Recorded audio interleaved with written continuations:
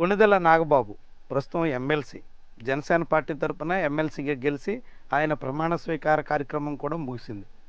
ఇప్పుడైనా మరోసారి పిఠాపురంలో అడుగుపెడుతున్నారు. ఇటీవల పార్టీ ఆవిర్భావ దినోత్సవ సభ సందర్భంగా పిఠాపురం సమీపంలో జరిగినటువంటి కార్యక్రమంలో ఆయన చేసినటువంటి కామెంట్స్ తీవ్రంగా కలకలవరైపోయాయి.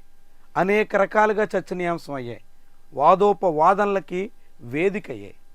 ముఖ్యంగా తెలుగుదేశం జనసేన పార్టీ శ్రేణుల మధ్య కూడా అనేక రకాలుగా విభేదాలకు ఆస్కారం అయ్యాయి.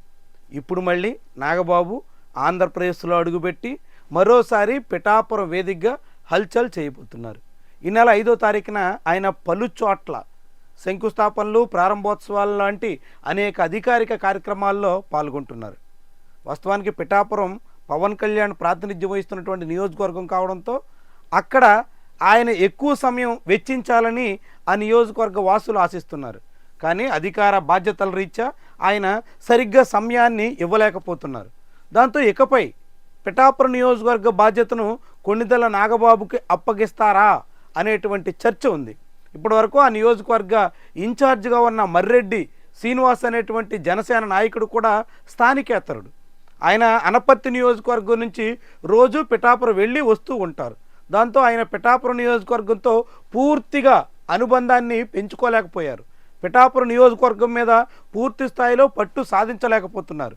ఆ క్రమంలోనే పిఠాపురం ఇన్ఛార్జిగా హరిప్రసాద్ నియమించాలని ఓ సందర్భంలో జనసేన అధిష్టానం ఆలోచించింది. కానీ మరి ఎందుకో హరిప్రసాద్కి అలాంటి బాధ్యతలు అప్పగించలేదు.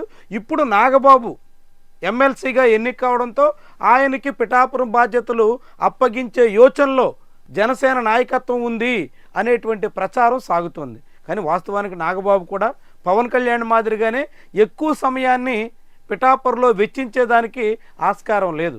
ఆయన అందుకు తగ్గ సమయాన్ని ఇవ్వలేరు. అలాంటప్పుడు ఇన్ఛార్జిగా నియమించినప్పటికీ నాగబాబు కూడా తగినంత సమయాన్ని అక్కడ కేటాయించలేకపోతే పవన్ కళ్యాణ్ రాకపోయే, నాగబాబు లేకపోయే అన్నట్టుగా రెండు వైపులా వ్యతిరేకత మరింత తీవ్రతరమయ్యేటువంటి ప్రమాదం జనసేనకి పొంచి ఉంటుంది. కాబట్టి ఆ నాయకత్వం ఆచితూచి అడుగులేస్తున్నట్టుగా కనిపిస్తుంది. అయినప్పటికీ ఎమ్మెల్సీగా బాధ్యతలు స్వీకరించిన తర్వాత తొలిసారిగా పిఠాపురం నియోజకవర్గంలోనే నాగబాబు అడుగు పెడుతున్నారు. పలు చోట్ల సిమెంట్ రోడ్లకు ఆయన శంకుస్థాపన చేయడమే కాకుండా ప్రారంభోత్సవాలు కూడా చేస్తారు. ఆ సందర్భంగా నిర్వహించబోయేటువంటి కార్యక్రమంలో నాగబాబు ఏ రీతిన మంట రాజేస్తారు అన్నది ఇప్పుడు పెద్ద చర్చకి ఆస్కారం ఇస్తున్నటువంటి అంశం. నాగబాబు సహజంగానే కాసింత దూకుడుగా మాట్లాడుతుంటారు.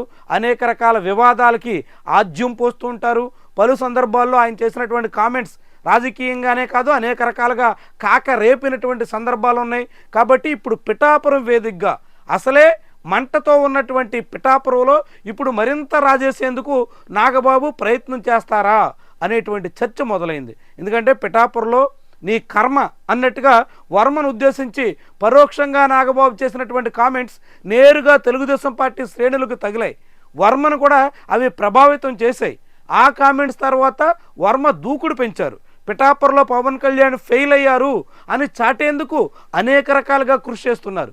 పిఠాపురం అభివృద్ధిని పవన్ కళ్యాణ్ విస్మరించారు అని చెప్పేందుకు వర్మ అనేక రకాలుగా ప్రయత్నిస్తున్నారు.